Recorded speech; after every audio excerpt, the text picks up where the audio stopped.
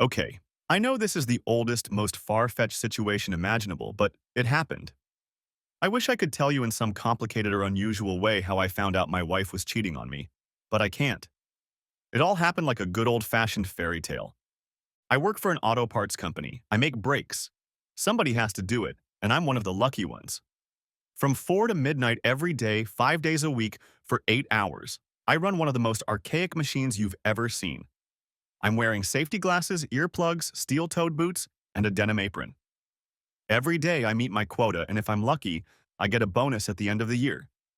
I have a small 3-bedroom house, a beautiful wife and 2 sons, both in elementary school. After 12 years of marriage, everything has been good until now. We have 5 stations that collect shoes. They all run on compressed air. In 8 years, we have not had any problems with the equipment. Today, in the middle of a shift, the compressed air system froze up. The air used to run all of our machines must be completely dry. It is filtered and dehumidified by automatic equipment that never fails. Well, almost never. Tonight, the dehumidifier system failed to release the moisture collected.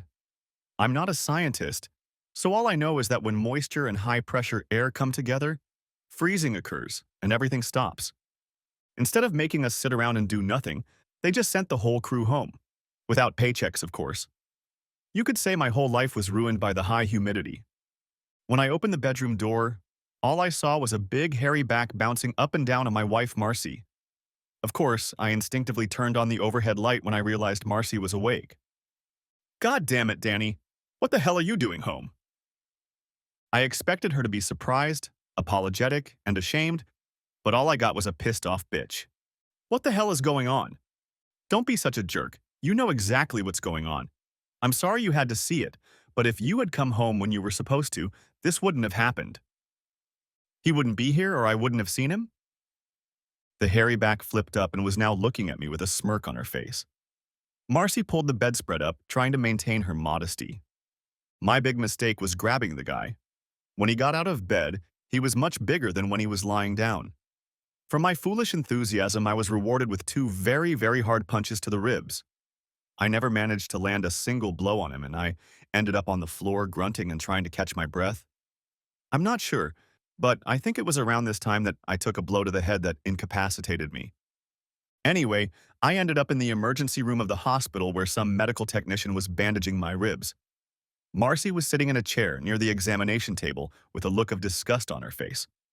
The technician finished and left the room. Marcy, who was that guy and what was he doing in our house? His name is Tony. He's a friend of mine and I invited him into the house. You were having fun with him. You were having fun with him in our bed. Our kids slept in the hallway. Yes, I know. If you hadn't made such a fuss, they never would have woken up. I had to ask my sister to watch them so I could bring you here. What the hell was he doing there? How many times are you going to ask the same question? We were having sex. Is that really so hard to understand? Does this happen regularly or was this the only time? Tony and I have been dating for about 6 months now. We've tried to keep it a secret from you. We don't usually come to the house, but I couldn't find a babysitter. Is it over now? No, it's not over. Danny, you're a good father and a good husband, but Tony is great in bed. I see no reason why we should end it just because it's out in the open. I promise we won't meet in this house again. It's not fair to you and the kids. I'm sorry, Marcy, this is unacceptable. It will stop now. Danny, if you try to interfere in any way with my relationship with Tony, I can guarantee you'll regret it. You've just had the shit beaten out of you and Tony hasn't even broken a sweat. I assure you it will happen again. If you do or say anything, everyone we know will know that your wife is having fun with another man and you're too weak to stop it. All our friends and neighbors will be the first to know. I'll make sure your family finds out what a pathetic loser you are. The guys you work with will start calling you a cuckold. Think twice, Danny. Your life's gonna be hell. I bet even your sons will be ashamed of you. You don't care what anyone thinks of you? Are you going to make yourself look like a whore just to put me down? Yes, if I have to, but I'm willing to bet you won't risk it. Tony thinks you're a wuss, and I think he's right. You're going to have to learn to live with that, Danny boy. Who the hell is this guy? Where does he work? He doesn't work, Danny. He owns Continental Classics, an expensive car store on Lancaster Pike. You know, that place you always wanted to go in but never did. That's it? Danny, he's richer than you. He's smarter than you, and he's better than you in bed. He also seems stronger than you and better with his fists. Why don't you just marry him if he's so damn wonderful? That's why I keep you around, honey. Tony doesn't like children, and I have no intention of giving up mine to be with him. You'll play the role of husband and daddy, and all the love will go to Tony. Why is that so hard for you to understand? I'm supposed to like that state of affairs? You don't have a choice. Either you accept it, or the whole world will know what a loser you are. By the way, I'm moving all your stuff into the guest room. I guess we won't have to share a bed anymore, now that the cat's out of the bag. I watched Marcy get up to leave. I was even glad she was leaving. Just curious, honey, who watched the kids when you were with Tony? Karen usually looked after them, but I left them at your parents' house from time to time. By the way, it was Karen who introduced me to Tony. I mentally thanked Karen as Marcy left the room. The next morning, I was discharged. Marcy wasn't there. I had the choice of calling someone or taking a cab. The cab won. The kids were at school and Marcy wasn't home. All my clothes and personal belongings were piled up on the guest beds. I'm sure Todd and Terry would have questions about these preparations. I was going to leave it to Marcy to explain. It took less than an hour to get my new living space in order. During that time, all sorts of ideas ran through my head. There was no question of it working out the way Marcy had envisioned. The first thing I did was go to the basement and dig out my old tape recorder. It could only work on a landline, but I had no other choice. Marcy almost always called on her cell phone. It only took 20 minutes to plug it in and hide it behind some old paint cans. That was the first step. I felt lousy, but was well enough to go back to work. They gave me some pain pills, but I didn't want to take them and then work on the machines. Instead, I took a couple strong Tylenols. One thing Marcy had miscalculated badly about was my relationship with the guys I was working with. I told them everything that had happened the night before. They each had their own thoughts, some good, some bad. It's nice to know that friends will support you when you need it. We had an 8-hour shift ahead of us, and each of us was going to spend it trying to make things right. In the middle of the shift, we broke for lunch. Okay, anyone have any ideas? Glenn spoke first. I don't have an idea, but I have a cousin who works for the son of a bitch. He handles all the auto parts. As far as I know, he hates DeMarco. If you need any information on businesses, buildings, or shifts, he can help you out. That would definitely be a help, Glenn. Anything else? Danny, I have 2 shotguns and 2 pistols. You can have either one of them. None of them are registered, so you don't have to worry. Thanks, Barry, but that sounds a little more radical than I expected. Well, hell, then you don't even want to hear my idea. Freddie laughed a little at that remark. Tell us, Freddie. Come on, tell us. I thought we could tie him to a tree with his legs spread apart and build an Indian-style fire between his legs. Everyone liked Freddie's idea, but it was unanimously rejected. Kyle was the only one who didn't suggest anything, so we all just stared at him while we ate our lunches. What, don't look at me like that. Yeah, I have an idea, but it's kind of shaky. Spit it out, Kyle. I remember reading somewhere about a prison in Arizona where they dressed all the maniacs in pink jumpsuits. It must have been humiliating. You mean put a pink jumpsuit on him? And he doesn't take it off? I thought if I could sneak in there, tie him up, and then spray him on all sides with pink paint, that would work. But he'll know who did it. First, we have to render him unconscious and then leave him tied to a chair until he's found. How? By using drugs or hitting him over the head. What do you have in mind? I can get a stun gun. All you have to do is sneak up and hit him. You say it's easier than it is. How do we get to him when he's alone? And how do we get close enough so he doesn't recognize it? I don't have all the answers. I just thought it was an idea. The buzzer rang, and I was to spend another 4 hours behind the cars. My quota for that night was lower, so the other guys contributed their money to equalize. When I got home, Marcy was already in bed. At least she kept her word not to bring that asshole into the house. I had no idea what I was going to do.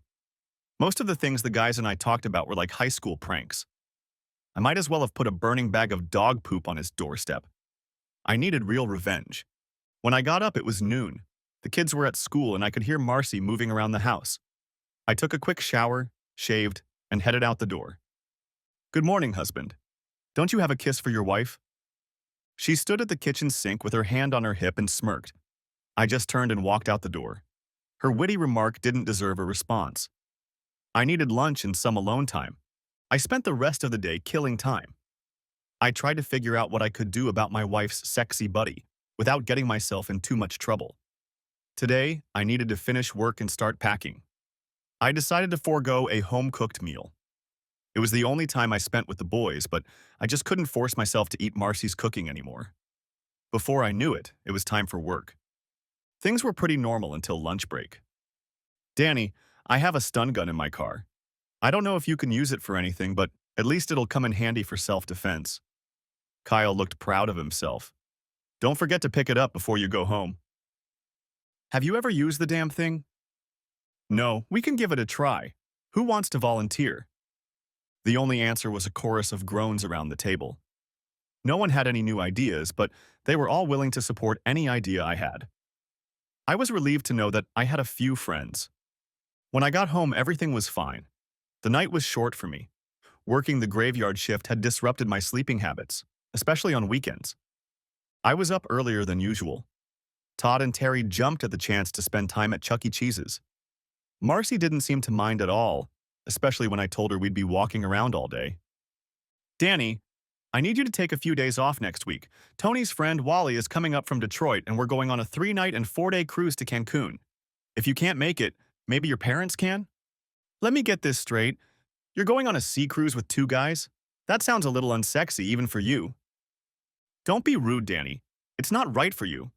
Wally will be sharing a room with Karen. They've been old friends for years. Fine. I tried my best to be sarcastic. I'd be sure to thank Karen later. Of course, I started the day too early.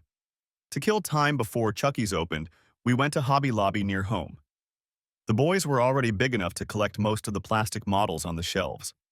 The end result was nothing to brag about, but they had a lot of fun. I left them to explore the hundreds of boxes while I wandered around the store, marveling at how much stuff creative housewives can buy. I guess if Marcy had been into needlework, she wouldn't have brought home that hairy gorilla. But now it was too late. My eyes lit up when I discovered rows and rows of designer paints and cans. Here they were, 6 beautiful cans of pink paint in aerosol cans. They didn't have as much paint in them as Lowe's or Home Depot, but they were pink. It was the only place I had ever seen paint that color in an aerosol can. Of course, I took that as a sign and bought all 6 cans. Todd got the set with the monster truck and Terry chose the tugboat. I didn't even know they made model tugboats out of plastic. Before I left, I also bought a package of 10 large plastic cable wraps. They were about 18 inches long and seemed to be enough for the whole job. By this time, the Chuck E. Cheese was ready to go. The kids killed about 4 hours on it and ate 2 pizzas before they burned themselves out. We grabbed a pack of cheap bread and headed to Pandora Park. The ducks ate everything in the first 10 minutes, but we stayed there for a couple more hours and then went to my parents' house. Mom and Dad happily hosted us for dinner and the evening. Todd and Terry spent most of the night in front of the TV, and I took advantage of that time to tell Dad about the situation with Marcy. I realized that I had actually told people what was going on before Marcy did. She had threatened to do the same thing I had done myself. Hell, it almost made her threats meaningless. Dad had promised that they would be there to take care of the boys no matter what happened. That would make things a lot easier. I didn't want the boys to get hurt because of the situation. Around 9 o'clock, I called Marcy to let her know that we would be staying the night at my parents' house. I picked up my typewriter. After a hearty breakfast at IHOP, we arrived home and found Marcy still in bed. I immediately started the lawnmower and began mowing the backyard next to the bedrooms. Todd and Terry couldn't wait to get to work on their models, even though it was a beautiful day outside. I let them go. I decided to devote the entire day to working on the lawn. I needed to trim the edges and mow the lawn. The work didn't go as fast as usual because I stopped often to chat. I had a great pair of hedge clippers, but decided to borrow a set from Mike Fielding, who lives across the street. His wife, Mary, was one of the biggest gossipers in the neighborhood. I explained to Mike that unfamiliar cars might be parked outside the house because Marcy would be entertaining male friends. Everything should be fine as long as they don't get drunk and rowdy. If that happens, just call the police. I had a hard time controlling the situation as I was working nights. Larry Finley was on the board of directors of the local church. I borrowed a candle key from him and apologized for Marcy's recent wild behavior. Of course, he wanted to know what I meant. Larry was an even bigger gossip than Mary Fielding. In 10 minutes, he'd accumulated enough material to last a month. I didn't break for lunch and finished my work around 4 in the afternoon. After a quick shower, I went to Rosie's Cantina and ordered the most expensive dish on the menu. I'm not sure exactly what it was, but it was definitely delicious. I spent the rest of the evening with my brother Dave and his family. Dad had already told him what was going on. I spent the night on his couch. My wife had a great plan. She was going to force me into submission by threatening to expose me as a cuckold. If I refused to condone and support her infidelity, she would make my life miserable. It was an interesting idea, but it had a lot of holes in it. Not even a week later, I had already told everyone what was going on. That negated her threats to some extent. Besides, I managed to make her look like a slut in ways she never imagined. I don't think she expected any backlash. The next day after lunch, I stopped by the house to change for work, and a furious Marcy was waiting for me. "What the hell have you been telling the neighbors? Karen said you've been telling everyone like I run a brothel here at night." "Bullshit. That's not true, Marcy. I just explained to them that you can entertain men while I'm at work and that they shouldn't get excited about it." "Well, that's not true. Who else did you talk to?" "With everyone. I figured I'd tell them before I told you. It was easier that way. I didn't say anything to your parents or your sisters. You should probably do that before word gets out to them." "Damn it, Danny. You're making me look like a whore." "Well, that's fair enough. You were going to make me look like a cuckold." "Bastard. I'm sorry, honey, but I have to go to work." Before I left, I managed to spend some time with the boys. The hardest part was not getting the time I wanted to spend with them. Glenn had the best news of the evening. Continental Classics was closing at 9 o'clock on Thursday night, so Tony could personally write all the checks for Friday. He hated being disturbed during payroll, so even the janitor was absent. Kyle took a few minutes and showed him how to use the stun gun. No one volunteered to try it out on themselves. The plan was taking shape. If I got caught, which I fully expected, I was facing jail time. But I didn't care. Tony DeMarco was going to be humiliated. If I was arrested, I would make sure that all the newspapers and TV stations got the full story. Any such publicity would crush him, or at least make him angry enough to do something stupid. For the next few days, I came home only to sleep, shower, and change clothes. I hadn't eaten at home since that very first day. Finally, Thursday came. I arranged for my truck's battery to die, and Kyle came to pick me up. The shop foreman never really bothered the brake guys much. As long as we met standards and the quality was good, they left us alone. One thing that was good for me was the OSHA work requirements. In apron, gloves, and welding goggles, we all looked the same. At 8:30, I slipped out the back door. The guys took turns working on my station. One of their posts would turn out to be vacant, of course, but that didn't bother anyone. Rest breaks were commonplace and never monitored. The main thing was to create the illusion that I never left. I would walk through the door for Continental Classic employees and head straight to the restroom. Around 9 o'clock, someone would do a quick check before turning off the lights. 10 minutes later, I would put on latex gloves and walk out of the restroom and into a semi-dark office space. His desk overlooked the showroom, so he was standing with his back to the door. It was simpler than I expected. There was a computer in front of him, and he was picking at an old adding machine with a paper tape. He didn't hear me approach. I hit Tony with the stun gun right in the neck. His body jerked upward, and I thought he was going to turn around, so I hit him again. This time he jerked a few times, but then relaxed. Great. I put 2 plastic cables on each leg and 2 on each arm. I brought an old neckerchief with me to use as a blindfold. He was very cooperative. I rolled his chair up to the glass display case next to the showroom. It would be clearly visible when his people came to work in the morning. The chair turned out a beautiful pink color, but I had to use a lot more paint than I had planned. The paint absorbed into the clothes as fast as I sprayed it. It took at least 3 coats on one area to get what I wanted. There was enough paint, but barely. It looked really pretty in the pink color. Finished, I carefully put it all back together. I expected Tony to wake up while I was decorating him, but he never moved. I also planned to take the blindfold off before I left. I checked my watch a few times. I was getting within the allotted time, but I still wanted Tony to wake up before I left. After 5 minutes, I was already starting to worry. I tried unsuccessfully to feel for a pulse. Perhaps I couldn't feel it because of the latex gloves. I took off the glove and tried again. There was still no pulse. I tried to feel for a pulse on my neck like they do on TV. I still couldn't feel anything. I took the blindfold off and touched his eyeball with the tip of the pencil. He didn't blink. There was no reflex. Needless to say, I started to panic.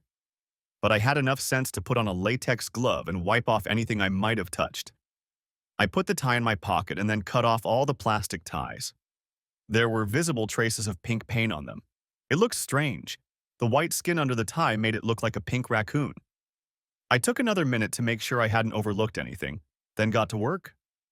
On the way to the workshop, I threw everything I had with me, including the stun gun, down the storm drain. 10 minutes later, I was making brake pads again. No one noticed my absence.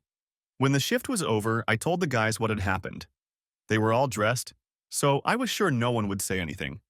Freddie was very impressed. None of them looked worried. Kyle drove me home, and we both mentally noted the time he dropped me off. I didn't sleep as long as I usually did. Around 10 o'clock, Marcy burst into my room. "What the hell did you do? What did you do, you little bastard?"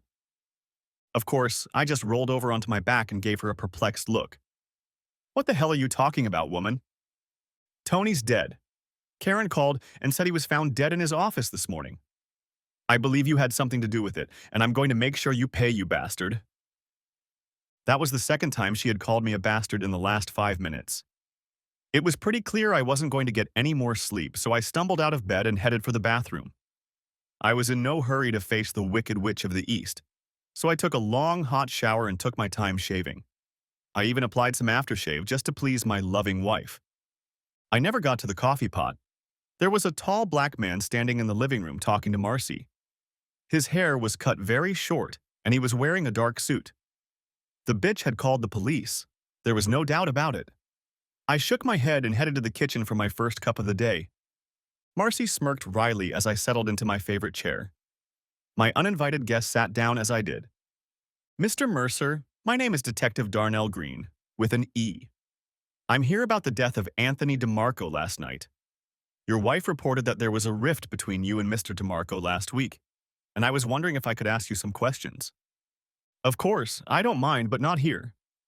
"What do you mean?" "If you want to talk, let's do it in your office instead of at my house. Is that okay with you?" I couldn't help but notice the frown on Marcy's face.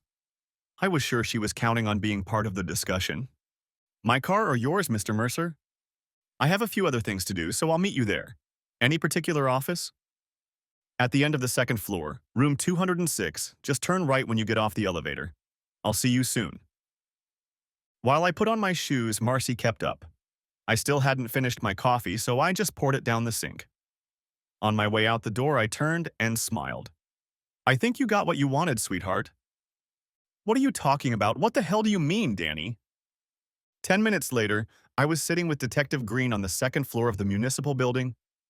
For the next hour, Detective Green asked all the right questions and I had all the right answers. He tried to talk tactfully about the novel without ignoring it or poking me in the face. Of course, I had to admit that I had a motive, but there was still nothing I could do about it. It was a serious situation, but I tried my best to be condescending and not play smart. I think he appreciated the fact that I made his job easier, even if I didn't have an answer for him. The most interesting part of the conversation was learning that Tony had died of some kind of heart problem. He had been fitted with a pacemaker a couple years ago, and apparently it didn't mix well with the stun gun. Of course, they knew about the stun gun from the marks on his neck. I was sorry Tony was dead, but at the same time, I was glad. Detective Green gave the usual "don't leave town" speech and said he'd contact me when he checked my alibi.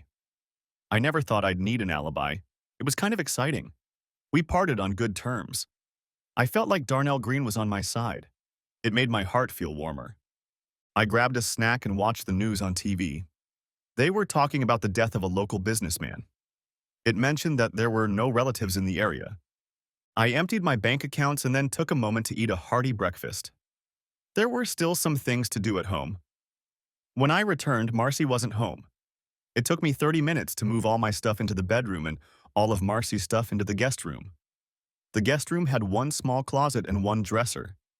I piled all the stuff on the bed so she could put it away. I checked the phone recorder in the basement. There was nothing significant on it. I gathered up all the bank and insurance documents, as well as other important papers.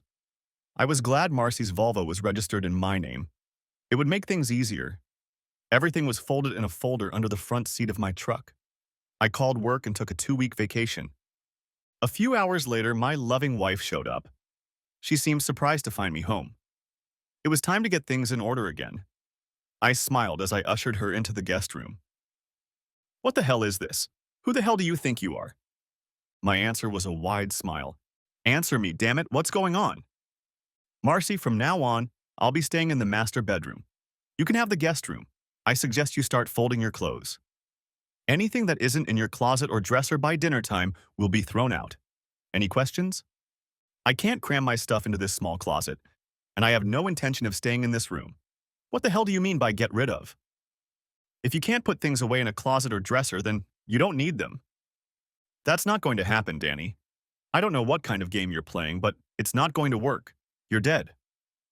I suggest you start putting things in order. If you have any more questions, I'll come back later." Bastard. That's the third time she's called me a bastard today. I must be doing something right. While Marcy was busy in the guest room, I tossed her purse on the kitchen table. I took my time gathering everything I needed. First, I took her cell phone, then her car keys. From my wallet, I pulled out my driver's license, all my credit and debit cards, and money. Everything else I put back where it belonged. I took her car papers from the pickup truck and drove the Volvo across town to a friend of mine who had a parking lot. I sold him the car for a good price, arranging for him to sell it wholesale out of town. Even with the payments, I got several $1,000s in my pocket. I was just about to stop by Taco Bell for lunch when my cell phone rang. "You son of a bitch, what did you do with my phone and where the hell is my car?" I was glad she didn't call me a bastard again. She was calling from her home phone. This was a good test. I could check the recorder when I got home. "I'm sorry, honey. I had to get money to hire a lawyer to defend me against murder charges. I promised to buy you another car as soon as I get out of jail." She was still cursing on the other end of the line when I hung up and turned the phone off. After that conversation, I decided that a lawyer would indeed be a good idea. No matter what happened, I wasn't going to stay married. However, that would have to wait because I was next in line to get an order. Todd and Terry were home when I arrived. I headed straight for my sons and ignored Marcy. Truth be told, I glanced in her direction a few times and noticed she wasn't happy. The boys couldn't wait to show me the models they had put together. As Marcy busied herself with preparing dinner, I strolled down the hall to the guest room. All my clothes were on the bed. All of Marcy's clothes were in the master bedroom. I grinned to myself but decided not to resist. She was now firm and determined. Marcy told the boys to wash the dishes for dinner, and I went to the guest room to put my things away again. I would have loved to throw all her stuff away, but it seemed too childish. Tonight, I treated myself to dinner at Red Lobster. It wasn't an unnecessary waste of money, as I still had money left over after giving the divorce attorney a deposit.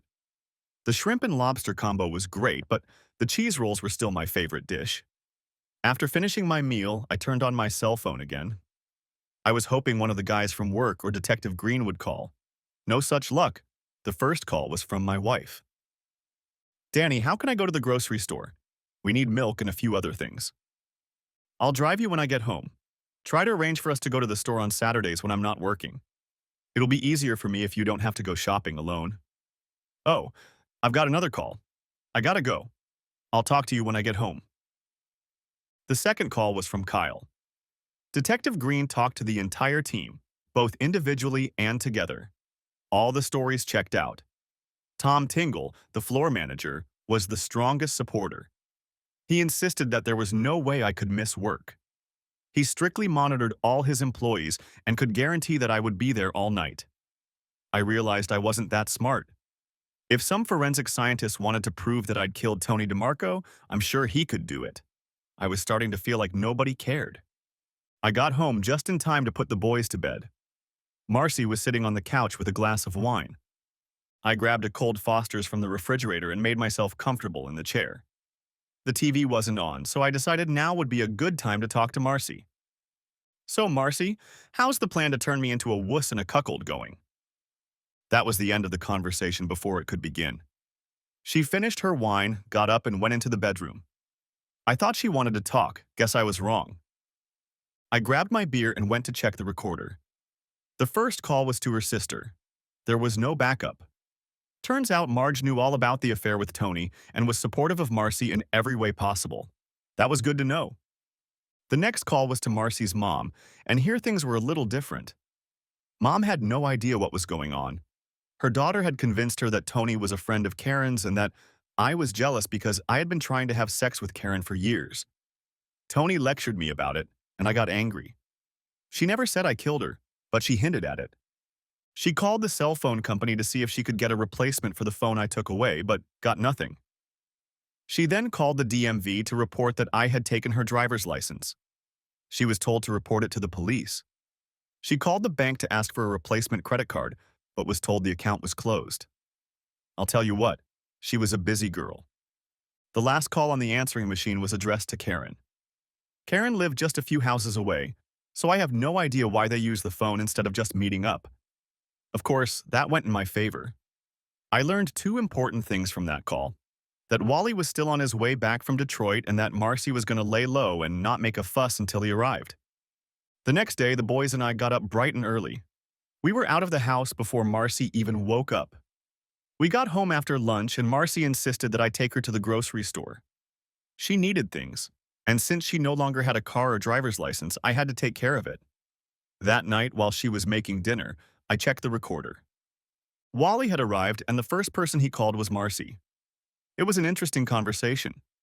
He believed everything Marcy had told him and vowed revenge. Wally and Tony had grown up together, and he didn't want to let that go unchallenged. He gave Marcy the phone number where he was staying and told her to call him the next day as soon as she had a chance. Marcy immediately called Karen and excitedly told her how happy she was. I couldn't believe that this was the same woman I had been married to all these years. The change was so sudden and so complete. I had no idea that my actions had been so bad that I deserved such a thing, except for killing her lover. Before I went to bed, I went out for a hamburger. Of course, the lawn needed to be mowed again, so I had a good excuse to avoid Marcy the next day. Around 11 o'clock, Marcy's mom and dad came to pick up the boys. I had no idea that a sleepover with relatives was planned, but I decided not to protest. Tomorrow was a school day, and Grandma Wilcox promised they'd be there on time.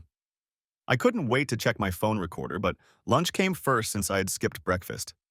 After a quick shower, I headed to the Denny's. Marcy didn't say a word about me not eating at home anymore. Marcy and Wally came up with a plan to avenge Tony's death. It was all pretty comical. I think if I hadn't known what was going on, it would have looked different. After Marcy and I went to bed, Wally was going to enter the house through the sliding door from the back patio. She promised him the door would be unlocked. If everything had gone according to plan, it would have looked like I had been shot in an attempted robbery. Marcy and Karen should have called 911 when they heard the gunshot. I know it sounds silly, but at that moment I remembered that I hadn't changed the beneficiaries on my insurance policies. On my way out the door, I kissed my wife Riley and got the finger in return. I had dinner with my parents and spent the evening there. Before leaving, I borrowed a snake charmer from my father. The .20 caliber short-barreled shotgun was just right for an evening party. When I got home, Marcy was already in bed, but her light was on, so I assumed she was reading. The only call on the recorder was from Karen. She was bragging about the great sex she and Wally had enjoyed all day. Before saying goodbye, she promised Marcy that she would be ready for tonight. It took me about 20 minutes to replace the buckshot in the shell casings with rock salt. I had a full sack left over from last winter. I didn't want to kill Wally, just slow him down. Hell, I didn't want to kill Tony either. I hoped Wally didn't have as bad a tick as Tony did. I wanted to check the door to the back lot, but I was afraid Wally might see me. I had to assume that Marcy had left it unlocked.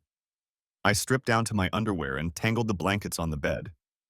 A cup of coffee would have been nice, but there wasn't any, so I decided to make do with a Coke. I waited, sitting in the chair with my cell phone in my hand. He didn't show up until after midnight. As soon as I saw him on the deck, I dialed 911 and reported that there was an intruder in my house. I was careful to say that I feared for my life. I didn't hang up. The patio door opened quietly, and Wally appeared in it. I waited until he was fully inside and fired the first volley. I aimed for the lower part of his body because I didn't want to accidentally kill the son of a bitch. The first shot threw him back on the deck. When the second bullet hit him, he somersaulted over the edge of the deck, breaking the railing. I realized I hadn't killed him because he howled like a piglet. That rock salt must have really hurt. I was amazed at how loud the sound of the gunshot was in the house. My ears were ringing. I turned on the light and within seconds Marcy was standing in the living room screaming. She was actually screaming out words, but I couldn't make them out. I went over to see how Wally was doing and saw a Ruger .22 caliber automatic with a silencer on the floor. Marcy was still screaming, and I pointed the shotgun in her direction. She quickly shut up and ran out of the room. Looks like Wally broke his ankle in the fall. Some guys are lucky. 10 minutes later, the first black and white showed up. There was no special discussion. I put the shotgun on the floor so no one could misinterpret what was going on. I pointed to the phone, and one of the officers informed the 911 operator that everything was under control. They asked who else was in the house, and I told them about Marcy in the bedroom. They brought her into the living room and discovered they had made a big mistake. Her mouth was open by a mile. I tried to fight her off, and the police officers tried to shut her up. None of us succeeded. Finally, one of the uniformed women, more like a human being, gently took her by the arm and led her outside. I noticed that Karen was standing outside with the other neighbors. I smiled at her and slowly ran my index finger down her throat. She turned and quickly walked away without responding to my smile. The ambulance crew came for Wally at the same time Detective Green showed up. He smiled when he saw me, and I answered him with a wide grin. I wasn't trying to be a smartass, but I just couldn't help myself. The Amazon cop brought Marcy back inside so she could get dressed. She'd already calmed down a bit. After I got dressed, we all went to the police department. I insisted on different cars, so Detective Green let me ride with him. We didn't talk on the way downtown, but he looked at me and smiled again. By the time Green let me go, it was dawn. We only talked for about 30 minutes, but they kept me up all night. I felt like I was in Guantanamo Bay because they kept making me drink coffee. One of the black and white cars drove me home. I was a little disappointed because I was expecting to see yellow tape wrapped around the house. It looked like nothing had happened. The rock salt hadn't even broken the glass door. Apparently, Wally got most of it. I estimated it would take about an hour to fix the broken railing. I went to bed and didn't get up until after lunch. After emptying my bladder, I staggered into the kitchen and found my friendly detective sitting at the table, reading the newspaper and drinking fresh coffee, which I realized he had made while I slept. I'd had as much coffee as I wanted the night before, so I settled for a large glass of juice and sat down across from him. I have no idea how he ended up here. "You're a cool dude, Mr. Mercer." He didn't take his eyes off the paper. I didn't know what to say to that, so I stayed silent. I couldn't tell if he was playing me or not. He finished his coffee. "Detective Green, I need a shower, shave, and eat lunch. I'll buy one if it's not against police policy." "Take your time, Danny. I've got the whole day ahead of me." Heading for the shower, I wondered when he would fall asleep. Lunch consisted of 2 large pulled pork sandwiches. Green even joined me, washing them down with beer. Neither of us said anything, and after a while the silence became overwhelming. "You're dying to ask me some questions, aren't you, Mr. Mercer?" "Funny, I was thinking the same thing about you." My detective friend waved at the waiter and ordered 2 more drafts. "I've been asking you questions all evening. Now it's your turn." "So for starters, where's my wife?" "She's still with us. She'll be arraigned this afternoon." I finished my beer. "Your wife's parents found her a lawyer." There was no way I was expecting that. Now I had 100 more questions, but the problem was that the more questions I asked, the more I risked exposing myself. I decided it was best to back off. It was good to see that Marcy's family was willing to help her because I wouldn't be there. "I don't have any more questions, Detective Green, but if you need to talk it out, you can start any time." He took a big sip of beer and laughed, softly but quite definitely. "One more thing. Did you happen to overhear or tape record your wife's conversations with Mr. Williams?" "I assume you mean Wally?" That elicited a slight giggle from me. "And if I had such a tape, would you need it?" "I don't know yet. If it goes the way I think it won't change anything, but if either of them have a good lawyer, it might." "If I have a record like that, won't I get in trouble for it?" "You're right about that. I'm just trying to make my job easier. I'll see what I can do without a record that may not exist." I nodded my thanks. Danny boy, I think I should take you home. Your boys will be home from school soon and they need their father. We pulled up to the house just as the school bus dropped Todd and Terry off. They came up to us and I introduced them to my new detective friend. They wanted to see his badge. Everything seemed pleasant enough until Green leaned forward and said, "So, which one of you built the tugboat and which one of you built the monster truck?" "I built the truck," Todd shouted, sticking out his chest. "And I built the tugboat. Would you like to see it?" Terry was just as proud. "Maybe I'll get a chance to look at them next time. Right now, I have to go." He left me standing stunned and walked to his car with a wide grin on his face. That son of a bitch knew about the pink paint. He had my balls in his hands, and there wasn't a damn thing I could do about it. That night, we ordered pizza. The boys never asked where their mom was. After dinner, Marcy's dad called and said he needed help raising bail money to get her out of jail. I tried to be as polite as possible, but I turned him down. I'm not sure he realized what was going on, but at least he was trying to be a good father. I asked him where she was going to stay. He hesitated for a bit and then said she was staying with them. The boys and I loaded all of Marcy's stuff into the pickup truck and drove over to their place. We had no trouble packing everything up.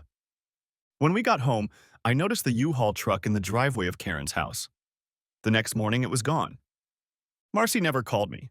I had to read the newspaper every day to find out what was going on. No one told me anything, as if I was kept in the dark on purpose. There was no trial.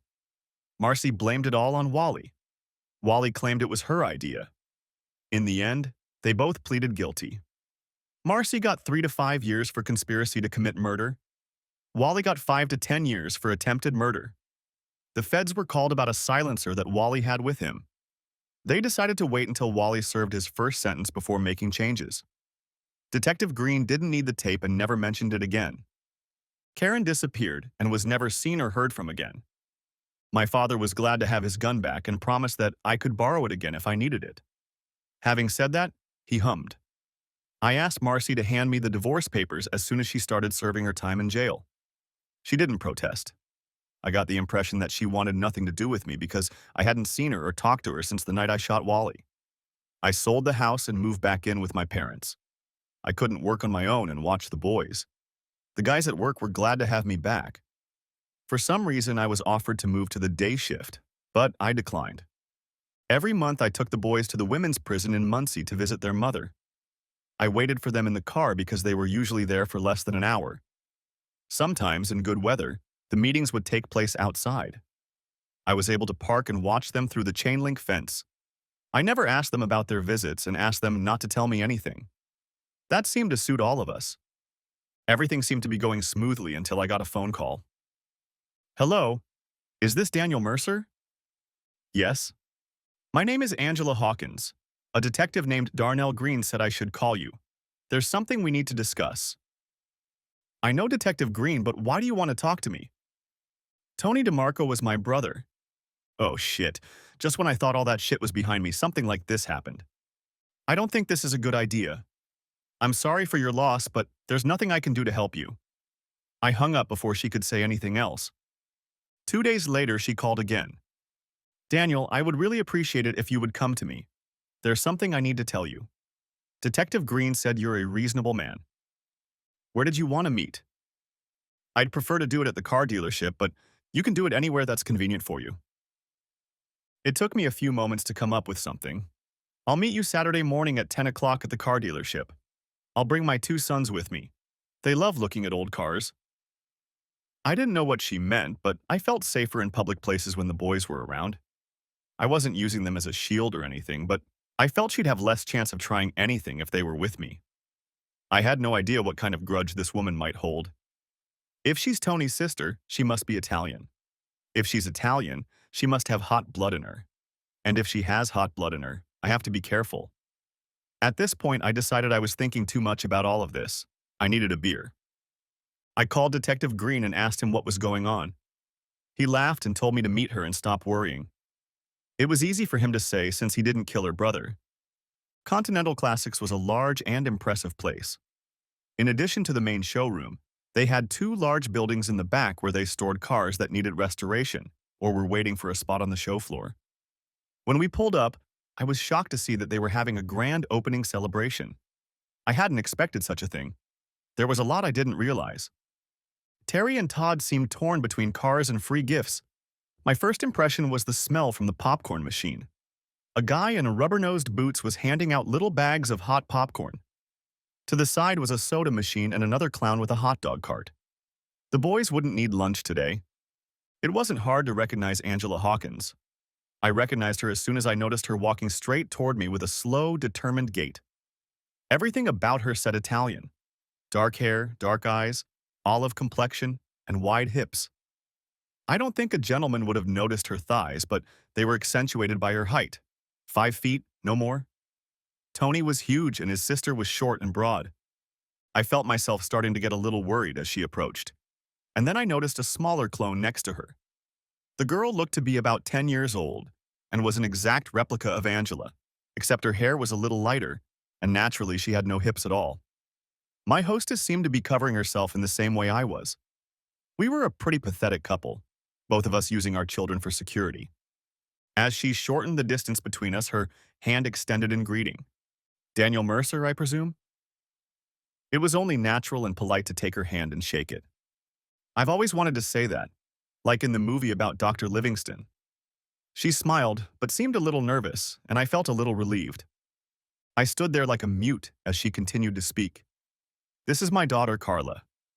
Carla smiled at the boys and me. Todd smiled back politely and said his name, and Terry held out his hand with a smirk on his face. Carla, why don't you show the boys around while I talk to their father? Terry immediately followed Carla into the exhibit hall, while Todd headed for the hot dog stand. I took that as a good sign. Can we talk here, or in my office? Your choice? I think the office would be fine. Those were the first words out of my mouth. As we walked toward the stairs leading to the elevated office, I noticed several employees looking in my direction and making remarks to each other. Angela noticed too and smiled at my discomfort. All of the salespeople on the floor were wearing blue bowling shirts, so they were easy to spot. Unfortunately, they all seemed more interested in me than the customers. One guy at the far end of the building smiled broadly at me and gave me a thumbs up. I smiled back, but felt a little nervous. Did Detective Green tell you anything about my situation? I didn't answer anything, just shook my head as a sign that he hadn't. I don't want to bore you with my life story, but I think you need to know a little. Tony was my brother and my only relative. There are no other relatives. When Tony died, he didn't have a will. Since I was the only relative, I inherited his business. The executor took a big chunk, but I still got more than I expected. I was glad that at least someone had benefited from the whole story. While she was explaining all this to me, I noticed that her ears were pierced and she was wearing a wedding ring. She had a small silver cross hanging around her neck, but it was hard for me to see it because my gaze kept focusing on her cleavage. I was just starting to remember how long it had been since I'd had sex when she interrupted me. Mr. Mercer, are you paying attention? It was a trick question. She smiled as she asked it. I'm sorry, I was just admiring your crucifix. I was coaxing myself to look only into her eyes and pay attention when she slapped my hand. Want a beer? That would be a good idea. She opened the tab and handed me the can, trying not to bend over. We each took a few sips without saying anything. Miss Hawkins, I'm glad it worked out for you, but I'm not quite sure why I'm here. I need to get back to the boys before they start to worry. It would be better if you called me Angela. Can I call you Danny? Sure, are we done? Hell no. Sit here and don't move until I'm done. Detective Green said you'd understand. I didn't answer. If I kept my mouth shut, she'd finish faster. Tony was a bastard. He was a worthless son of a bitch and he deserved to die. As strange as it may seem, I wanted to thank you. It was a trap. The damn detective had set me up. There were bugs in the room, or was it her? They might as well have been hidden in her bra. Cursing, I looked at her cleavage again. Are you wearing a wire or any kind of recording device? Of course not. Why would I do something like that? I finished my beer, though I still wasn't convinced. Maybe I'd better go down and see what the guys are up to. I wouldn't want them to get in trouble. Just sit tight. She seemed to have a pretty definite attitude. There was no love lost between Tony and me. About 3 years ago, my husband was killed in an accident. He had no life insurance, and the man who hit him had no insurance at all. I had no job skills, and I had a daughter to raise. Tony was my only relative, and I asked him for help. He paid part of my husband's funeral expenses, and that was the end of it. He wouldn't even return my calls. So you're saying his death was a blessing to you? Yes, and apparently for you too. Maybe we should both thank him for what happened and leave it at that. Angela smiled and finished her beer. You don't want to talk about it anymore, do you? I nodded and started to rise from my chair. I need a favor from you. You're the only one who can help me. What can I do for you? I want you to come over to work for me as general manager. You're out of your mind. I don't know anything at all about the automobile business, especially about fancy cars like yours. I know. I have people who do that sort of thing. What do you need me for? Angela seemed a little nervous. She looked back and forth at her feet, then at the walls. Her gaze darted around as she tried to string together a few words. Did you see the way my men looked at you when you came up to the office with me? Yes, they didn't smile. They all think you killed Tony. Not only did you kill him, but you made a fool of yourself when you did it. They were all afraid of Tony. Now it looks like they're afraid of you. Their fear is like respect. Do you understand what I'm trying to say? They don't respect you. No, they're going to rip me off left and right, and there's not a damn thing I can do about it. I'm not smart enough or tough enough to keep them in line. What good can I do? Mostly just be here. After a while, we'll both be good enough at business to control what's going on. In the meantime, I need you to intimidate them. I'm a good guy, Angela. That's why Tony and my wife have been trying to take advantage of me. She looked a little calmer now. That didn't work out too well for them, did it? For some odd reason, I found that amusing, and I even laughed a little. For the next 30 minutes, Angela and I discussed the terms. She had no trouble exceeding the salary and benefits I was getting at the factory. If things didn't work out, I could always come back. I didn't really want to go back. I wanted things to get better. When we got downstairs, Todd wasn't looking his best. Too many hot dogs and too many sodas. Terry, on the other hand, was having a great time. He seemed to spend more time talking to Carla than looking at cars.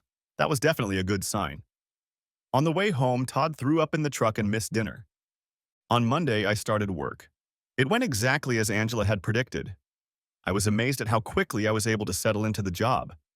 I made friends with several employees and soon had eyes and ears on the floor. The blue shirt who smiled broadly at me on my first day was Glenn's cousin, who became my strongest supporter. Most of the employees wanted the business to thrive and were willing to snitch on the bad apples. Angela let me handle the layoffs, and I found that I enjoyed it. I was really living up to my reputation. Detective Green stopped by for coffee with me a few times, but the conversation was usually light and friendly. Finally, I got him to open up a little. 3 years ago, I was working as a police officer in Philadelphia. I came home one day and found my wife in bed with my supervisor. I beat the shit out of him right on the spot and kicked my wife out. The police department gave me a choice: quit or get fired. After a week, I found a job here. Before I left, I made sure that son of a bitch who abused my wife was let go too. I didn't bother to pry further information from him. That was his business. At least I understood why he seemed to be leaning toward my side. The boys agreed not to mention my new job to their mother on visitation days. They made a few remarks about the long drive, but seemed to realize there was no getting away from it. I felt it was important for Marcy to see her sons, not for her benefit, but so I could pour salt on the wounds. I know. It's a nefarious way to use my children, but I took some sneaky pleasure in it. Angela and I started spending more time together, at work and after work. One weekend, the boys insisted I take her and Carla to Noble Grove. More often than not, we just stayed closer to home. These living conditions seemed to complicate any chance of a romantic relationship. I was definitely interested in a closer relationship with Angela, but it was uncomfortable. I was still living in my parents' house with the boys, and Angela and Carla had a small studio apartment. Since things in the business were going much better than expected, Angela started talking about finding a house to buy. She spent a lot of time on the computer looking for the perfect one. I was wary at first when she explained why she wanted a 4-bedroom house. Danny, I think it's important that the boys have their own room. It's better to take care of it now than to have to remodel everything later. Don't you agree? Of course, I realized right away that the question was a setup. I also realized that Angela sensed in me something more than just an employee. The potential for romance was looking better and better. Yes, I think it's a great idea. I also think separate bedrooms are a good idea. I don't like them being too close to the master bedroom. I walked out of the study right after saying those words and noticed a small smile on her face. It was a strange relationship. We had never had sex or even come close to it. We had never even kissed once. But I felt closer to her than I had to Marcy in the last 12 years. 2 days later, when my divorce from Marcy was final, we all went to Red Lobster to celebrate. The kids didn't know the reason for the party, but Angela did. Later, back at the apartment, the kids were watching a movie on pay-per-view when Angela cornered me in the kitchen and stood on tiptoe to kiss me. We were hugging and giggling when Carla walked into the room. "Oh, sorry, Mom." Turning to leave, she added, "Just in time." When we returned to the living room, Carla was whispering in Terry's ear and they were both smiling. For the rest of the evening, Angela and I behaved as usual, but I couldn't wait to see what would happen next. The next day, while the kids were at school, Angela and I took a long lunch and went back to the apartment. We both had a lot of energy. We didn't get back to work until just before lights out. There were many more long lunches after that, and Angela began to seriously consider looking for a house. Detective Green stopped by regularly, most often just to chat, but sometimes to look at cars. He fell in love with a Studebaker hawk that used to belong to movie critic Roger Ebert. Angela offered him a good price. "Danny, I need you to drive me to Marcy's." It was an unexpected request. The boys and I started going there less often than we used to, but Marcy never complained. Any particular reason? Closure. I need closure. I never understood what that meant. I knew all the words that described it, but the concept itself seemed to elude me. "You want me to come with you?" "Just take me there. You don't have to be with me when I talk to her." When we arrived in Muncie, it was a warm, sunny fall day. Inmate visits were held outside, so I parked by the fence. 10 minutes later, Marcy and Angela came out to the exercise yard and sat at one of the tables. They chatted and smiled like long-lost friends. After 5 minutes, things got interesting. The smile disappeared from Marcy's face. She leaned back against the picnic table and glanced glumly at her guest. Angela, on the other hand, still looked happy. Marcy suddenly swung across the table and tried to grab her. Several guards quickly foiled the attempt and, kicking and screaming, led my ex-wife back into the building. Angela turned, looked at me, smiled and shrugged, then left the visitors area. She was still smirking as she walked back to the car. "What the hell was that?" "Your ex-wife sure is a touchy bitch." Angela seemed to giggle to herself. We drove for a few miles and then she turned slightly, straining her seatbelt. I introduced myself, and she seemed pleased to see me. Everything was fine as long as she thought I was on her side. I'll admit I misled her a little at first. "What do you mean?" "Since then, I told her I'd come all the way from Baltimore to get my revenge. That seemed to please her because she thought I had turned against you. Of course, what I really meant was that I was going to get even with Tony by taking over his business. I guess you can still avenge a dead man, right?" "Okay, but what upset her so much?" "She wanted specifics, when, where, and how. Of course, I realized she meant you. Now I was curious. I told her it would take a long time and asked if she wanted me to keep her informed of progress. She readily agreed and insisted on knowing exactly how I planned to do it. When I told her how I was going to do it, she exploded. She lost her head. She went crazy. It was great." "Okay? Okay. How the hell are you going to destroy me? Now I want to know." Her smile grew even wider. "I told her I was going to amuse you to death." "That's it?" "Yes, funny, isn't it? I thought she'd be mad, but I didn't expect her to go for it." Everything went quiet for a few moments. We both sat there, smiling. I was so proud of her. "When do you plan to launch the attack?" "As soon as we get to the next motel, silly." 2 months later, Angela and I were married. It was a small ceremony in the backyard of our new home. Angela sent Marcy a wedding invitation with a little note inside. "Everything is going according to plan. He's supposed to die in 40 or 50 years. The end." Thanks for watching. I hope you enjoyed it.